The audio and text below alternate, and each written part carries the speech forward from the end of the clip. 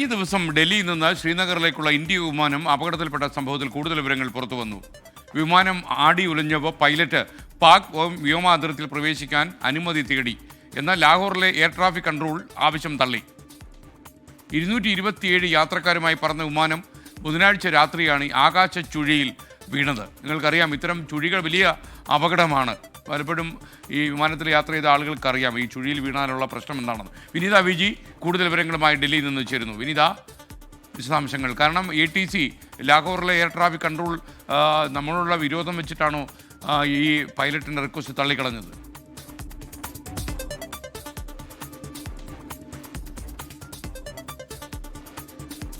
തീർച്ചയായും SKN, നിലവിൽ ഈ വ്യോമ അതിർത്തിയിലേക്ക്, പാകിസ്ഥാൻ വ്യോമ അതിർത്തിയിലേക്ക് ഇന്ത്യൻ വിമാനങ്ങൾക്കും ഇന്ത്യയിൽ നിന്നുള്ള വിമാനങ്ങൾക്കും ഒപ്പം തന്നെ തിരിച്ച് ഇന്ത്യയിലേക്കും ഈ കടുത്ത നിരോധനം ഏർപ്പെടുത്തിയിട്ടുണ്ടായിരുന്നു, വിലക്ക് ഏർപ്പെടുത്തിയിട്ടുണ്ടായിരുന്നു. പക്ഷേ ഈ ബുധനാഴ്ച രാത്രിയാണ് ഈ വിമാനം ആകാശ ചുഴിയിലേക്ക് പെട്ടുപോകുന്നത്. കാലാവസ്ഥ ഇതിന് വലിയൊരു കാരണമായിരുന്നു. കാരണം അന്ന് ബുധനാഴ്ച രാത്രി ശക്തമായിട്ടുള്ള മഴയും കാറ്റും ആലിപ്പഴം വീഴ്ചയും ഒക്കെ തന്നെ ഉണ്ടായിരുന്നു. തുടർന്ന് ഈ ഡൽഹിയിൽ നിന്ന് ശ്രീനഗറിലേക്കുള്ള ഇൻഡിഗോ വിമാനം ആകാശ ചുഴിയിലേക്ക് അകപ്പെട്ടുപോയി.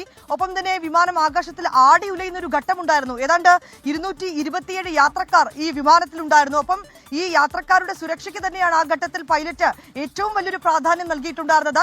അതുകൊണ്ട് തന്നെയാണ് ഇത്തരത്തിലേക്കുള്ള നിയന്ത്രണങ്ങളും വിലക്കുമൊക്കെ നിൽക്കുന്ന സാഹചര്യത്തിലും ഈ യാത്രക്കാരുടെ സുരക്ഷ കൂടി പരിഗണിച്ചുകൊണ്ട് ഈ പാക് വ്യോമ മേഖലയിലേക്ക് കടക്കാൻ ഈ പൈലറ്റ് അനുവാദം തേടിയിട്ടുണ്ടായിരുന്നത്. പക്ഷേ ലാഹോറിൽ നിന്നുള്ള എയർ ട്രാഫിക് കൺട്രോളിംഗ് അതിന് അനുവാദം നൽകിയിട്ടുണ്ടായിരുന്നില്ല. ATC ആ അനുവാദം, ആ ആവശ്യം തള്ളിയെന്ന റിപ്പോർട്ടുകൾ കൂടിയാണ് പുറത്തു വന്നിരിക്കുന്നത്. പിന്നീട് ഈ വിമാനത്തിന്റെ ചില ദൃശ്യങ്ങളൊക്കെ തന്നെ നമുക്ക് ലഭ്യമായിട്ടുണ്ടായിരുന്നു. ആ ദൃശ്യങ്ങളിൽ നമുക്ക് കാണാൻ കഴിയുന്നത് ഈ ആലിപ്പഴ വീഴ്ചയിൽ വിമാനത്തിന്റെ മുൻവശത്തിലേക്കടക്കം വലിയ രീതിയിൽ കേടുപാടുകളടക്കം സംഭവിച്ചിട്ടുണ്ട്. ഏതാണെങ്കിലും സുരക്ഷിതമായി പിന്നീട് ഈ വിമാനം ലാൻഡ് ചെയ്യാനും യാത്രക്കാരെ സുരക്ഷിതമായി മാറ്റാനും ഒക്കെ പൈലറ്റിന് സാധിച്ചു എന്നുള്ളത് തന്നെയാണ് ആശ്വാസകരം. SK.